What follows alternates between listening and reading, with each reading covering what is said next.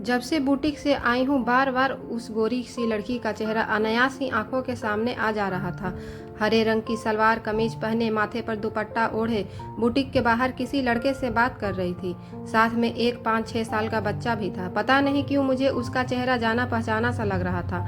मैं बार बार अपने दिमाग पर जोर डालकर उसे याद करने की कोशिश करने लगी। तभी अचानक दिमाग में एक नाम कौन था? गोरकी। हाँ, हम सब उसी नाम से तो बुलाते थे उसे। घर के पास वाले बस्ती में उसका बड़ा सा परिवार अपने कुनबे के साथ रहता था। वो 2 बहनें थीं। बड़ी बहन जरूर से ज़्यादा सांवली और छोटी बहन जरूर से ज़्यादा गोरी। यही वजह था कि दोनों बहनों का नाम कुछ दूसरा था, लेकिन सभी लोग उन दोनों बहनों के रंग को ही उनका नाम बना दिए थे, सांवरी और गोरकी। बड़ी वाली बहन सांवरी काफ़ी शांत और शालीन थी। वही छोटी वाली बहन गोरकी बिल्कुल जिद्दी और ढीठ सी थी। दोनों बहन अक्सर अपनी माँ के साथ हमारे घर आया करती थीं। दोनों बहन युवावस्था की दहलीज पर आ गईं। इसी बीच बड़ी बहन की शादी तय हो गई। छोटी बहन अपनी बड़ी बहन की शादी में लाल रंग के सूट में काफ़ी दमक रही थी, लेकिन बड़ी बहन की शादी के कुछ दिनों बाद ही अचानक एक खबर आई कि छोटी बहन कहीं चली गई है।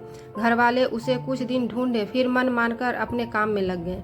एक बार उसकी माँ मेरी माँ से कह रही थी, जीजी हम रोज कमाने वाले लोग हैं, उसे क्या ढूंढे? पुलिस के पास जाएंगे तो वहाँ भी पैसे ही लगेगा। हम एम ही मान लेते हैं कि वो हमारी बेटी थी ही नहीं, एक ही बेटी से संतोष कर लिए हैं। पिता और भाइयों ने उसे ज़्यादा ढूंढने की कोशिश कभी नहीं की। फिर समय का पंख लगा के उड़ गया। मेरी भी शादी हुई और अचानक मेरी मुलाकात उससे हुई।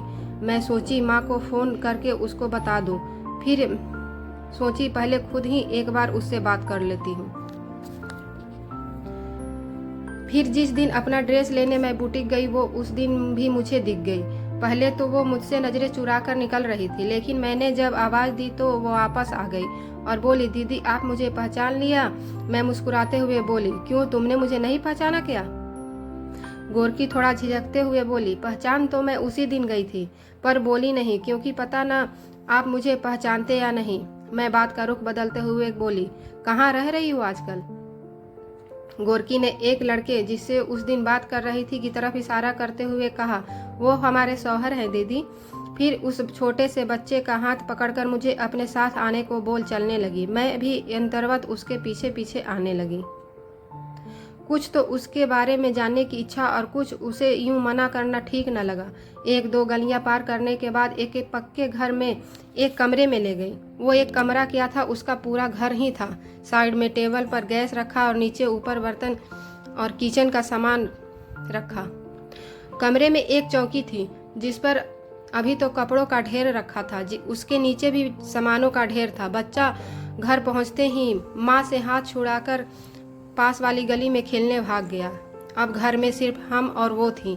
गोरकी घर की इकलौती कुर्सी पर मुझे बिठाते हुए, दीदी मेरा ये छोटा सा संसार आपको कैसा लगा?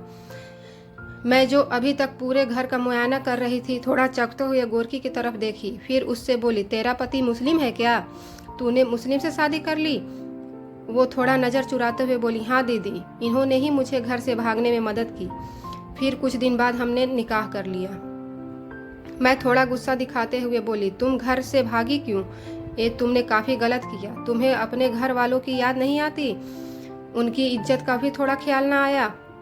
इज्जत का ख्याल? थोड़ी नफरत से वो मुस्कुराते हुए बोली, लेकिन वो बोलते गई। शायद वो अपने दिल के अंगार निकालने को तैयार बैठी थी। दीदी अगर इतना ही इज्जत का ख्याल था तो मेरे घर वाले मुझे ढूंढे क्यों नहीं?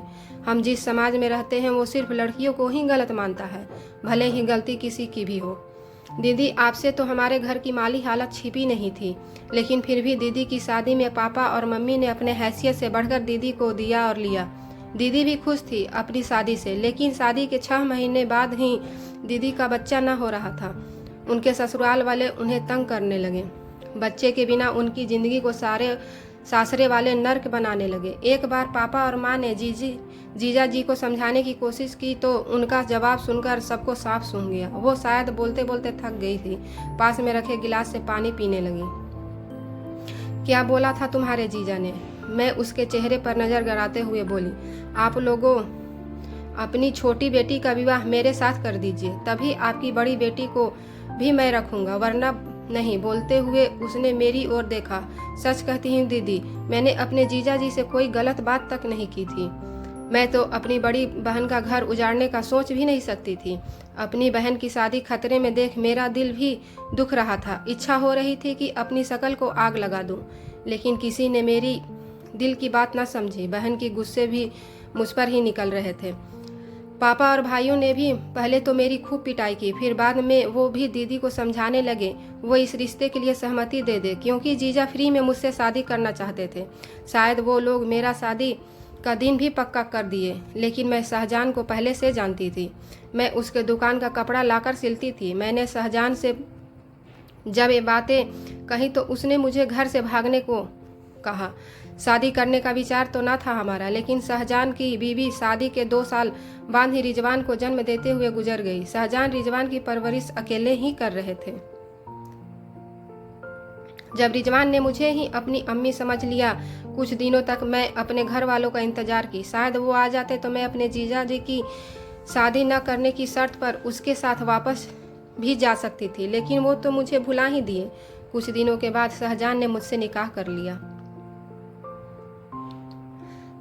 अब तो मैं भी उसके बच्चे की माँ बनने वाली हूँ। वो बच्चा तुम्हारा बेटा नहीं है? मैं थोड़ा आश्चर्य से पूछी। तभी रिजवान आ गया और गोरकी को पकड़ लिया। अम्मी, मैं तुम्हारा ही बेटा हूँ। गोरकी मुझे चुप रहने का इशारा की और रिजवान को लाड करने लगी। थोड़ी देर बाद वो बोली, दीदी आप ही बताओ, ज्यादा इज्जत का क्या काम है? बहन का बसा हुआ घर तोड़ना या किसी उजड़ा हुआ घर संभालना? शाहजहान ने कभी मेरे साथ कोई जबरदस्ती न की।